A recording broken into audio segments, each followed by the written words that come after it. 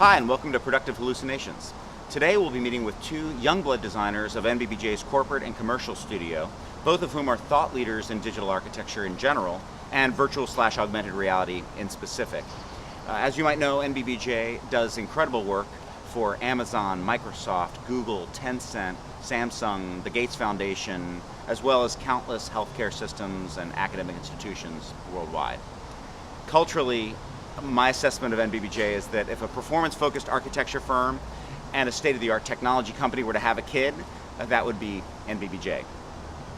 What's particularly interesting about the firm is that NBBJ was the core development partner for Visual Vocal.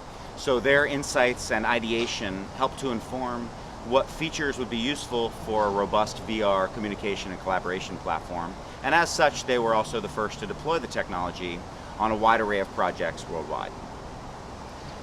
To my knowledge, this is the first time that an architectural firm has ever incubated an AR/VR company that eventually received venture capital financing and now ships as a software platform available to multiple industries. So we're extremely honored by that partnership, and now anyone can take advantage of that development effort. The first person we'll meet is Dan Murray. Dan got a start in illustration and eventually studied architecture at Syracuse and has been a practicing architect for the last 10 plus years in Seattle's thriving design community. Dan has used VR technologies on several projects, and in fact, the insanely cool building that is the sample file in the Visual Vocal app was designed by his peers in his studio, Ryan Mullenix and others.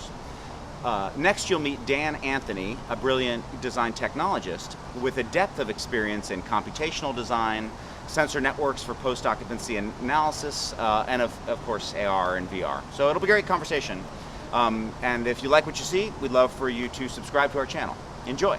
Tell me a little bit about the digital and immersive computing kind of practice in your studio specifically.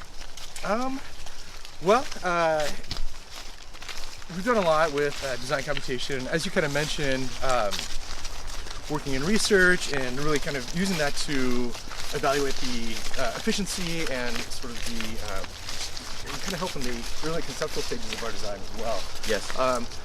Doing a lot of corporate work and user focused work, we were able to use design computation to really dig in and prove out what we're trying to provide here, which again was one of the reasons that I was really attracted to NBBJ in the first place, to kind of be able to really test our theories and before implementing them. We have a group that's really structured around that. Our digital practice group helps a number of our projects look things both in early concept design and form making, but also as we're really testing the theories we're putting out there. There's a group dedicated to that, and we use all kinds of programs, Grasshopper, Rhino, all other kinds of analytics as well. But that really is just sort of an integral part to how you pour through the design. From more of an immersive standpoint, though, we're using virtual reality to help in our decision-making process and to test ideas not only internally, but to communicate those with our clients as well. And as we've gotten more and more adept at that, it's actually had a pretty profound impact on how we do communicate those ideas and make those decisions.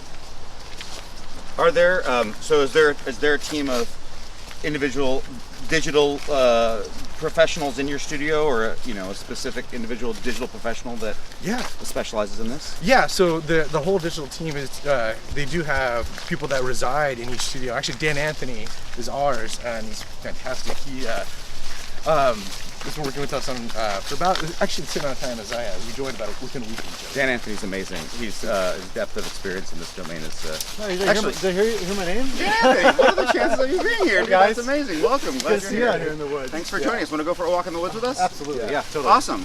Well, perfect segue. Dan, tell us a little bit about your journey as an architect, and as you have a quite unique background in the sense that you have an academic background both in engineering and in design. Can you talk about that? Yeah, I've been interested in both design and in the kind of technologies that can help the creative process since I started learning about both those things. So I have an engineering degree and worked in the tech industry for many years, consulting, working with creative ideas for websites and for social media platforms, and then went back to school so I could learn how to be a better designer.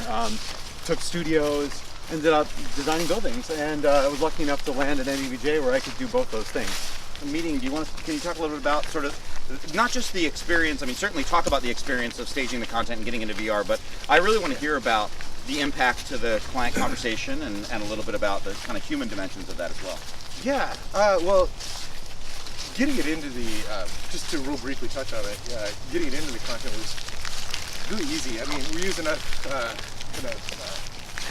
programs that are evolved to make that really simple. We popped out a couple photospheres, and then we're actually able to engage an outside partner to do kind of a full photorealistic rendering of it. But anyway, what we had done, it was for a nonprofit, and we had kind of gone through the process with sort of an internal team there, really brought them along, and had gotten a lot of buy-in from them. But we were at a point where we really needed to sell it to the board, which in a nonprofit situation was, you know, a pretty sensitive moment. Yeah, exactly. Yeah.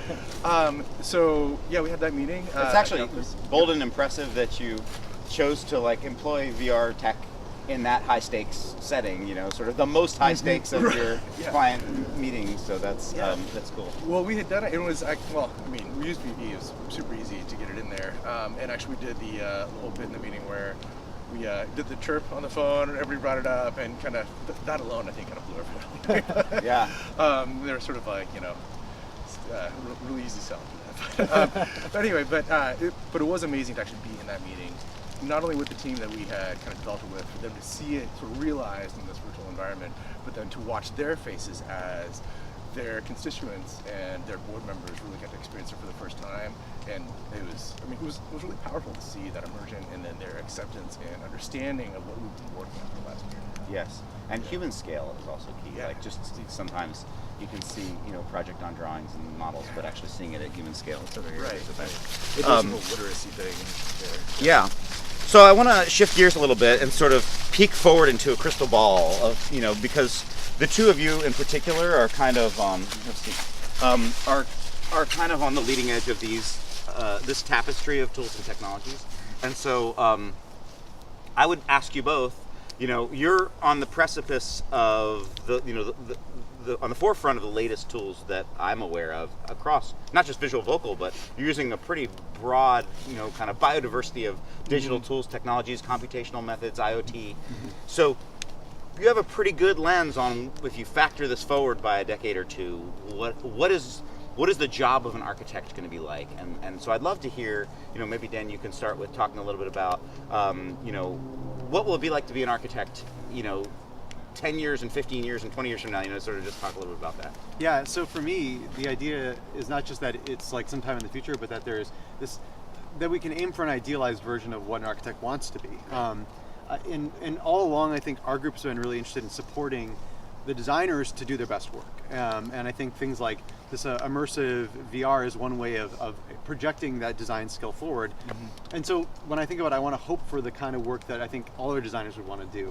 And so alleviating pain points, making information more accessible and digestible. So we continuously deal with the kind of structures of zoning, of code, of all the kind of things that are the basic level of completion that we really fight day in, day out to get right, to deliver a building. But I like the idea that all that is backed up for a designer so that they can actually do their best work, that they're free to explore more, to try more things. And I hope for this kind of architect's environment that basically lets them create more fluidly, share what they want when they want to share it, and not get tangled up in the things that often make architecture more of a grind and less of a creative process. I mean, one of the observations I find myself having this conversation with a lot of leaders of digital architecture and technology, and one of the superpowers that I think that architects have is whenever there's a new generation of technology, like VR today and AR, you know, the day after tomorrow, it's right there.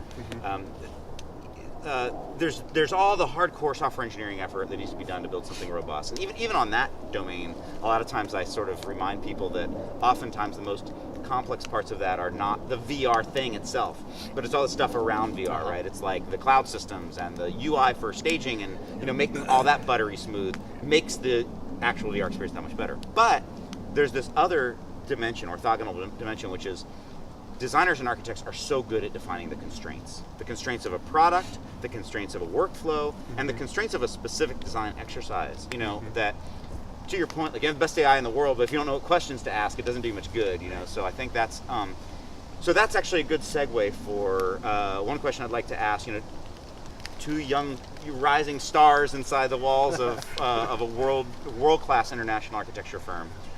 What advice would you give to architects that are digitally savvy but also interested in this expanded tool set? Like, if you could give them a few points of advice of like how they can help to wire their brain to be positioned as creative experts in this new field, you know, I would love. So maybe you can take the first crack at that. Yeah, I think one of the things that as a designer, as an architect, that we continually come up against is communication over ideas.